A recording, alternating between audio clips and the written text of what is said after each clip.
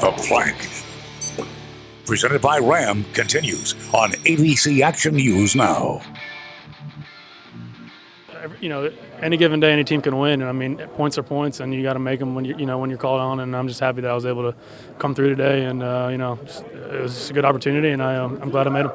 I've made a lot of kicks in the stadium, so it is what it is. You just, like I said, you just trust in what you work on in practice. We had a good week of practice, and that always makes it better on Sundays. Yeah, that's a pretty happy Connor Barth right there, and I can tell you, there were 50 some other guys hanging out in that locker room. They're glad to have him kicking that ball yesterday. And you know what kills me? We spent an entire week. Everybody's talking about the kicker problem. Right. It's headlines every day. It's on Sports Talk every day. We talked about it here on this show last week. And where is it in the paper today? Where is it in the conversation of people? Page 8, page 9, page this, way back. Well, I think the reason behind that too, TK, is that you look at all the positive things that they did, and Connor Barth actually played a pretty good game, but the problem is too, you have also so many other players that had a breakout game, or the kicker's going to get pushed to the side. I think it's great. I think there's a lot of guys, a lot of accolades go around. However, folks, think about this. Suppose Connor Barth wasn't there, and suppose we had the other guy in there, all right? And suppose the other guy missed those 3 field goals, he missed those 3 extra points. Who wins the ball game? Yeah, I think the Jags do. Okay, who wins the ball game? All right? Remember, it was the same scenario too. Buccaneers are down by 4, okay? Down by 4. 2 weeks ago, they were down by 7. Had a chance to pull within 4. Missed field goal. This time, Barth makes it, pull it within 1. They come back, offense scores again, they take the lead. And I can't underscore the significance of Connor Barth. I thought I know there's a lot of good performances out there. That dude, to me, was MVP. Well, I think he is. You got to give credit to Doug Martin, obviously, though. Breakout game. I give credit to his offensive line. But the offensive line played really well. But no one's talking about the offensive line today. No, and it's kind of funny because, you got a guy, you got Pamphile who was in there at left guard. When was the last time the guy played left guard? Right. I don't know.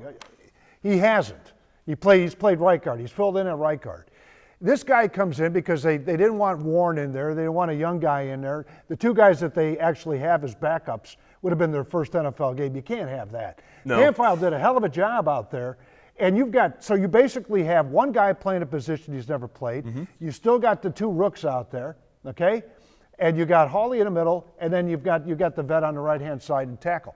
So, guys, hell of a job by those guys. Yeah, and even though they did give up 2 sacks, I mean, that's almost expected when you're so inexperienced and you're plugging guys into different positions that, like you say, don't necessarily play there that often. It's going to build some continuity and some chemistry for that line to really stick. But when you have injuries like, Logan Mankin's not playing, you don't have that major veteran presence, and you still have the rookies in there too. Giving up those 2 sacks, I'll take it. But you gave up even more opportunity for Doug Martin, or you let him have that opportunity.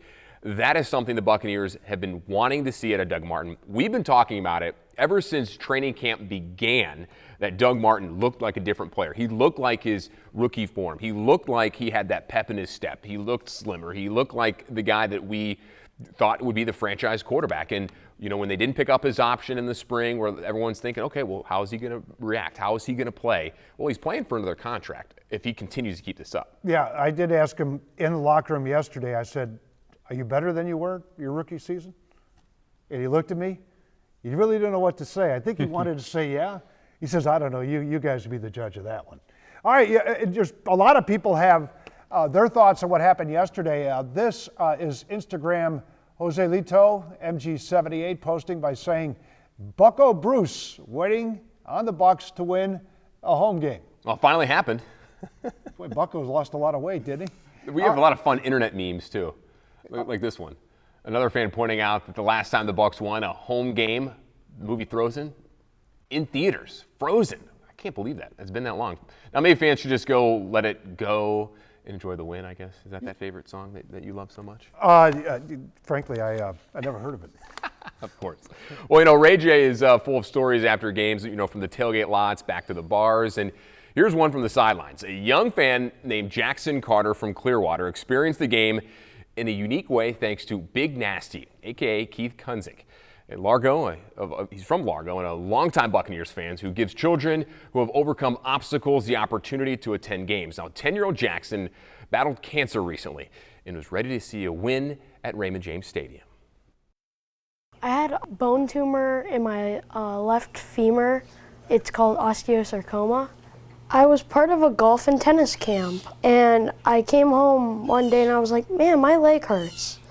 Can I go to the doctor? And we kept doing that for a few months, and then my mom wanted an x-ray, and then we found out that it was cancer. I am currently done with my chemo treatments. I finished them about 3 months ago, and I'm doing really well now. I've been waiting for this for so long, so I think it's going to be great. I just like football in general. Football's fun. Oh, I don't know. It's just to watch the game and just to be part of watching it. Let me know when you're ready. Go ahead. Let's rock the house, baby! Woo! Time to take down the Jags. I'm gonna have a snack today. It is Jag stew, baby. Go Bucks, baby! Woo! And I gotta clean my leg. Hey, hold on to me.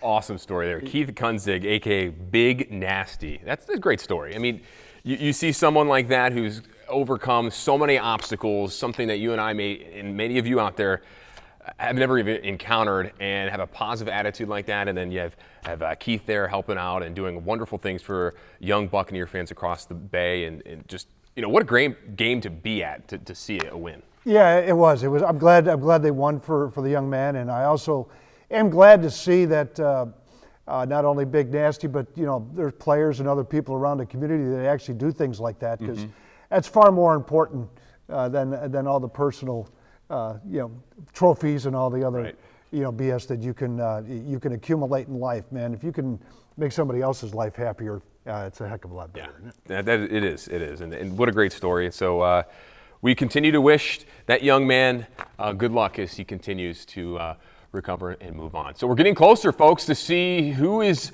walking the plant this week. You still have a chance to voice your opinion. Call us. Tom would prefer that. You could tweet us as well. Remember, that's coming up next here on The Plank.